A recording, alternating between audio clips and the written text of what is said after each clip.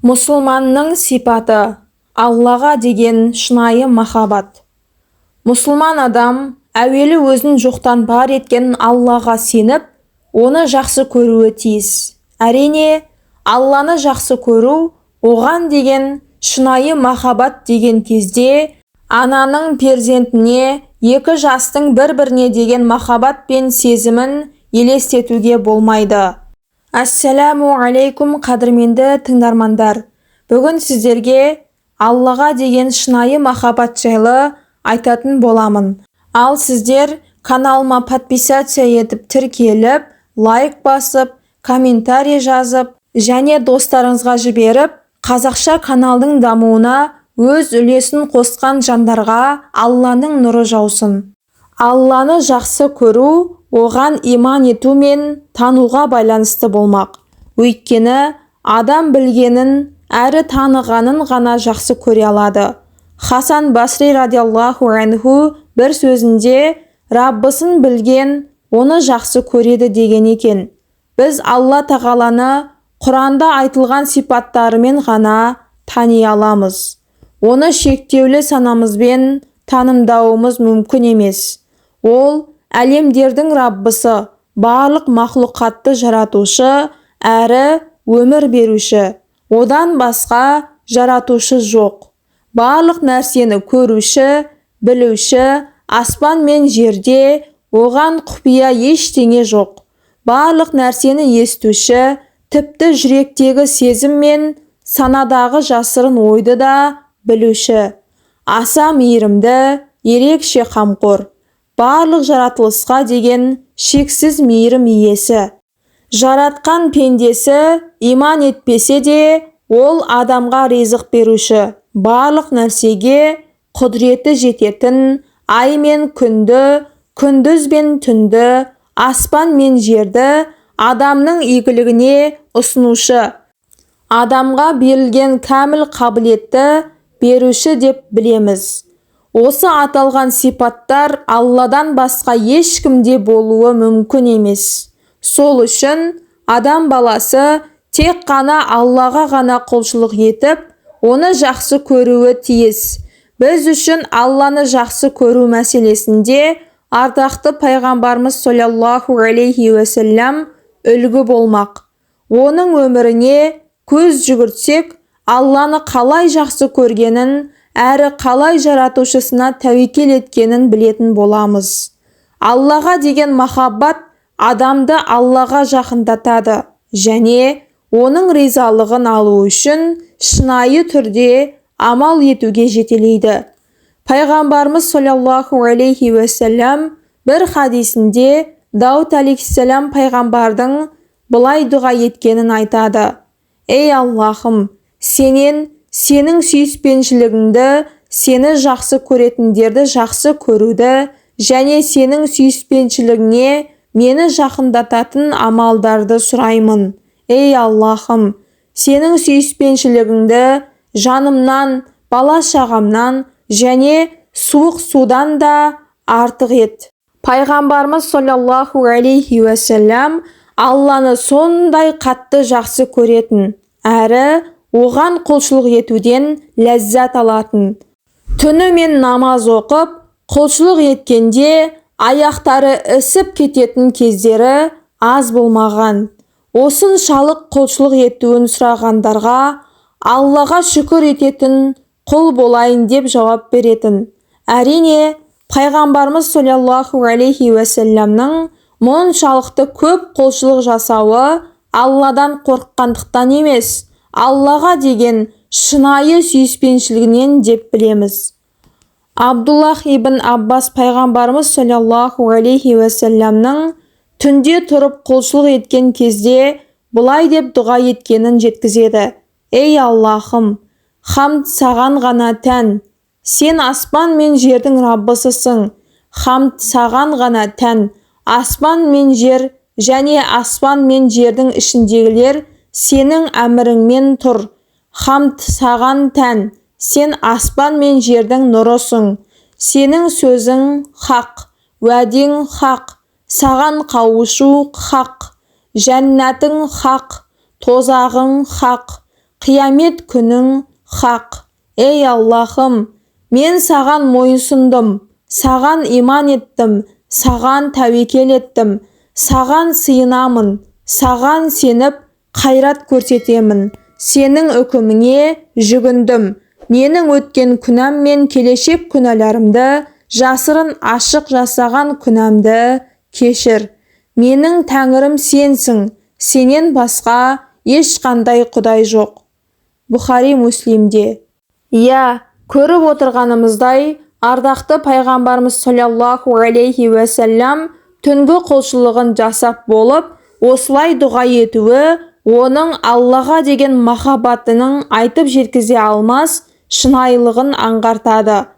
Алланың құзырында қабыл болатын құлшылық пен дұға оған деген шынайы сенім мен жақсы көруге байланысты болмақ. Хазіреті Омар радиаллаху анху былай дейді: бірде пайғамбарымыз саллаллаху алейхи уәсәлямның құзырына Хауазин тайпасынан қолға түскен тұтқындар әкелінді. Тұтқындар арасында емізулі бір әйел бар еді. Ол әйел баласын жоғалтып алған екен. Әйел омырауына толған сүтін тұтқындар арасындағы емізулі балаларға беріп жатады. Кенет әйел тұтқындар арасынан өз баласын тауып алғанда, баласын бауырына қысып, құшақтап, аймалап емізе бастайды. Әйелдің баласына деген махаббатын көрген пайғамбарымыз саллаллаху алейхи уәсәлям бізге анау әйел баласын отқа тастайды деп ойлайсыңдар ма деп сұрады. Біз жоқ, оңайлықпен баласын отқа тастамайды деп жауап бергенімізде, пайғамбарымыз саллаллаху алейхи уәсәлям Алла тағала да құлдарына мына әйелдің баласына деген махаббат пен мейірімінен де артық мейірімді әрі жұмсақ деп жауап қатты. Сахабалардың бірі мына бір оқиғаны баян етеді. Бірде бір қуыста құстың бірнеше балапанын көріп, оларды ихрамымның ішіне қойдым. Біраз уақыт өткенде балапандарын іздеген торғай келді де ихрамымның үстінде безгектеп ұшып жүрді. Мен ихрамымды ашар ашпас торғай балапандарының қасына барды. Осы оқиғаны пайғамбарымыз саллаллаху алейхи уәсәлямға айтқан кезімде ол: ананың мейіріміне таң қалып тұрсың ба? Мені жіберген Аллаға ант етемін. Алла құлдарын ананың сәбиін жақсы көргенінен де артық жақсы көреді деді. Алланы кім жақсы көреді? Әрине, мұндай сұрақтың жауабы да қиын емес.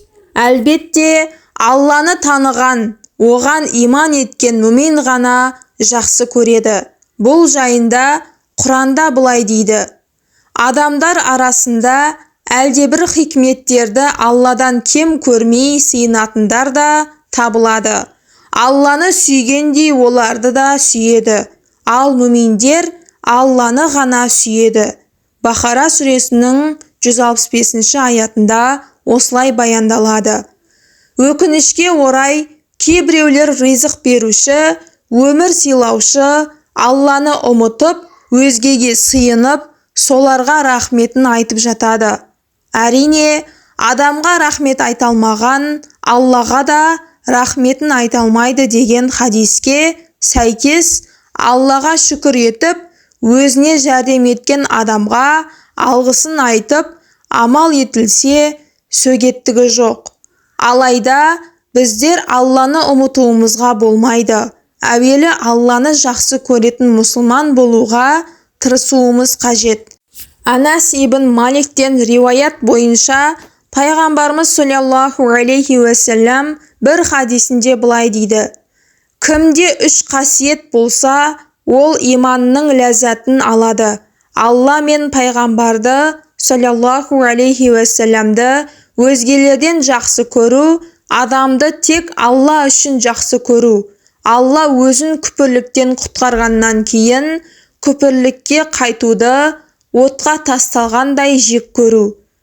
Көптеген хадистер иманның ләззатын татуға себеп болатын махаббаттың маңыздылығын көрсетеді. Алланы жақсы көрмеу, жақсылықта болмау деген сөз. жаратушыны сүймеу құтылудан үміттің жоқтығы деген сөз. Ал жаратушыны барынша жақсы көрген сайын өміріміз ізгілікке толы болады. Абай атамыз махаббатпен жаратқан адамзатты сен де сүй, ол Алланы жаннан тәтті деп жырлағанын білеміз.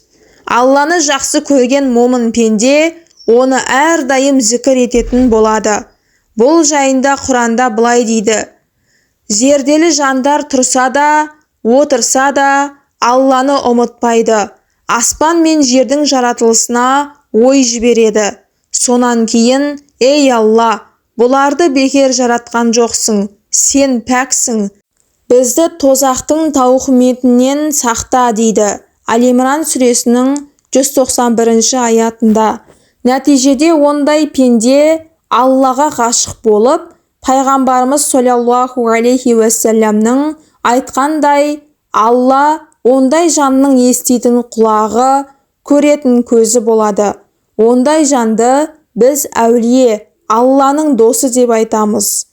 Құран аяттарынан әулиеллах, Алланың достары деген сөзді көптеп кездестіруге болады.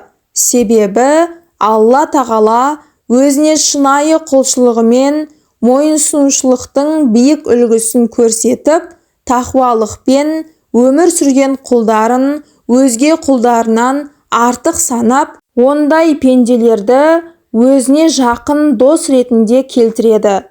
Біліңдер, расында Алланың достарына қауіп қатер жоқ, әрі олар қайғырмайды.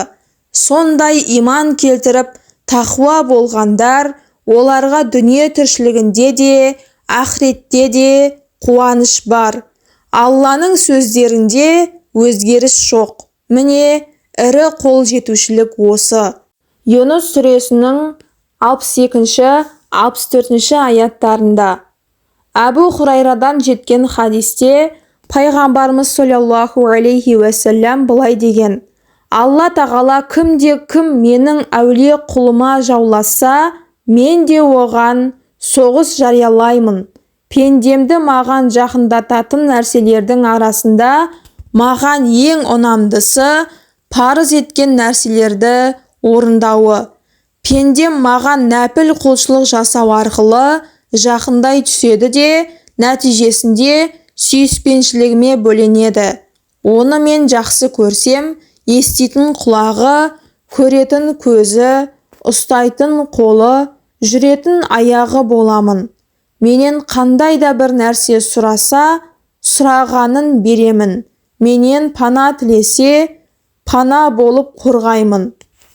Хазіретті Айша анамыздан риуаят бойынша, бірде пайғамбарымыз саллаллаху алейхи уассалам бір сахабасын қолбасшы етіп жорыққа жібереді. Ол сахаба әскерлерге имам болған кезде тек Иқлас сүресін ғана оқиды. Жасақ Мадинаға оралған соң, әскерлер пайғамбарымызға келіп, әлгі қолбасшылық жасаған сахабаның намаздарда тек Иқлас сүресін ғана оқып, ұзын сүрелер оқымағаны жайында шағымданады. Пайғамбарымыз саллаллаху алейхи уассалам оларға неге бұлай жасағаны жайында өзінен сұраңдар дейді. Әлгі қолбасшыдан сұрағанда, ол Иқлас сүресі Алланың сипаттарын қамтитындықтан сол сүрені оқығанды жақсы көремін. Сол үшін намазда осы сүрені оқимын деп айтқанын жеткізгенде, пайғамбарымыз саллаллаху алейхи уассалам, сендер де оны сүйіншілеңдер, Алла оны жақсы көреді деді. Бұхариде. Мұсылманның жасайтын барлық құлшылықтары Алланы зікір етуден тұрады. Ғибадаттың ұлығы да Алланы зікір ету. Ардақты пайғамбарымыз саллаллаху алейхи уассалам бір хадисінде былай дейді: сендерге амалдардың ең жақсысын Алланың құзырында ең қабыл болатынын, дәреже тұрғысынан ең жоғарғысын алтын мен күміс таратудан да жақсырағын, соғыс майданында дұшпандарыңмен бетпе-бет келіп, оларды өлтіруден де жақсы амал жайында айтайын ба деп сұрады. Сахабалар да, «Я, ей Алланың елшісі, айтыңыз» деді. Сонда пайғамбарымыз саллаллаху алейхи уассалям Алланы зікір ету деп жауап қатты. Біз Алланы қаншалықты зікір етсек, Алла да бізді зікір ететінін Құранда баян етеді. Мені зікір етіңдер, мен де сендерді зікір етейін, маған шүкір етіңдер, күпірлік етпеңдер дейді. Бақара сүресінің 152 аятында. Пенде жаратушысын жақсы көрсе, Алла да оны жақсы көретін болады. Әбу Хурайра жеткізген Құдси хадисте Алла тағала былай дейді: «Құлым мені қалай ойласа, солаймын. Құлым мені зікір етсе, мен онымен біргемін. Егер ол мені іштей зікір етсе, мен де оны солай зікір етемін. Егер ол мені бір қауым ішінде зікір етсе, мен де оны зікір еткен қауымынан да жақсы қауымда еске аламын. Құлым маған бір қарыс жақындаса, мен оған бір құлаш жақындаймын. Құлым маған жүріп келсе, мен оған жүгіріп барам» дейді Муслимде. Аллаға деген мұсылманның жүрегіндегі махаббатының кәмілдігі өздігінен қалыптаспайды. Ол үшін ардақты пайғамбарымыз саллаллаху алейхи уассаламды жақсы көрумен жүзеге асатынын естен шығармаған жөн. Пайғамбарымыз саллаллаху алейхи уассаламды жақсы көрген жан Алланы да жақсы көретін болады. Өйткені Алланы жақсы көрудің тамаша үлгісін ардақты пайғамбарымыз саллаллаху алейхи уассаламнан үйренеміз. Алла мен пайғамбарын жақсы көрген мұсылман ақыреті жәннат болмақ. Бұған қатысты Анас ибн Малик былай дейді: бірде пайғамбарымыз саллаллаху алейхи уассаламмен бірге мешіттен шығып бара жатқанда, мешіт есігінің алдында тұрған адам: «Ей Алланың елшісі, қиямет қашан болады?» деп сұрады. Пайғамбарымыз саллаллаху алейхи уассалам: «Сен қиямет үшін не дайындадың?» деді. Әлгі адам: «Ей Алланың елшісі, мен қиямет үшін көп намаз, ораза мен садақа әзірлемедім, бірақ Алла мен пайғамбарын жақсы көремін» деп жауап берді. Сонда пайғамбарымыз саллаллаху алейхи уассалам: «Олай болса, сен жақсы көргендеріңмен бірге боласың» деді. Алланы жақсы көрген мұсылман өзгені Алла үшін жақсы көруі тиіс. Алла үшін жақсы көрген жандар ақыретте ешқандай көлеңке болмаған сәтте аршының көлеңкесінде болатын 7 топ адамның бірі болады. Сахаба Муаз пайғамбарымыз саллаллаху алейхи уассаламның былай деп айтқанын естіген: «Алла тағала менің разылығым үшін бір-бірлерін жақсы көргендер үшін пайғамбарлар мен шахидтер қызыға қарайтын нұрдан мінберлер бар» деген. Алланы жақсы көрудің белгісі қандай болмақ? Біріншіден, Алланы жақсы көрген жан Алланың барлық әмірлері мен тыйымдарына мойынсұнып орындауы тиіс. Сонда Алла да оны жақсы көретін болады. Әбу Хурайрадан жеткен риуаят бойынша пайғамбарымыз саллаллаху алейхи уассалам былай деген: «Егер Алла бір құлын жақсы көрсе, Жәбірейіл періштеге былай дейді: расында Алла пәлен құлды жақсы көрді, сен де оны жақсы көр». Сонда ол құлды Жәбірейіл періште де жақсы көреді де, сосын аспан әхіліне, періштелерге былай деп жар салады: «Алла пәлен құлды жақсы көрді, сендер де сол адамды жақсы көріңдер». Сөйтіп аспан әхілі сол пендені жақсы көреді. Содан кейін жер бетінде оған деген сүйіспеншілік жүректерде орнығатын болады. Екіншіден, Алланы жақсы көрудің оған деген шынайы махаббаттың көрінісі оның жіберген соңғы елшісі Мұхаммед пайғамбар саллаллаху алейхи уассаламға сену мен оның айтқанын орындаудан басталады. Пайғамбар саллаллаху алейхи уассаламға мойынсұнбаған, оны үлгі етпеген, оның сүннетін орындамаған жан Алланы жақсы көре алмайды. ондай жанның Аллаға деген махаббаты мәнсіз болмақ. Бұған қатысты Құранда былай дейді: егер Алланы сүйсеңдер, маған еріңдер, сонда сендерді ол сүйіп күнәларыңды кешіреді. Алла аса кешірімді де, қайырымды деп айт. Ал-Имран сүресінің 31 аятында. Үшіншіден, Алланы жақсы көрген жан ешбір қайғы мен уайымға алданбай, ғибадатын жасап, Аллаға тәуекел ететін болады. Мағруф Кархи есімді діндар, тақуа, әулие кісіге бір кісі келіп: ей Мағруф, сенің мұншалықты дәрежеде құлшылық етуіңе не себеп болды деп сұрағанда, сұраққа жауап бермеді. Әлгі кісі сұрағын қайта сұрап: мүмкін өлімді қатты ойлайтын шығарсыз деді. Сонда Мағруф Кархи: өлім дегенің не деп жауап қатты. Әлгі кісі: онда қабір мен барзақ әлемін ойлайтын боларсыз деп сұрағын жалғастырды. Мағруф Кархи: қабір дегенің не деп өзіне таңданыспен кері сұрақ қойды. Ана кісі: мүмкін тозақтан қорқып немесе жәннаттан үміт етіп жүрген шығарсыз деп сұрағанда, Мағруф Кархи: бұл айтып тұрғандарың ештеңе емес қой. Осы айтқан нәрселеріңнің барлығын жаратқан, өз әмірінде ұстаған Рабб, бұл ұлы жаратушы. Аллаға деген шынайы махаббат пен сүйіспеншілікке ие болсаң, осы айтқан нәрселеріңнің бәрін ұмытасың. Алла мен сенің араңда сондай бір сүйіспеншілік орнаған соң, сенің айтқан барлық нәрсеңнен Алла сені құтқаратын болады деп жауап береді. Қадірменді тыңдармандар, Аллаға шынайы құл болу үшін, оның разылығын алу үшін Алланы бәрінен де артық жақсы көру керек.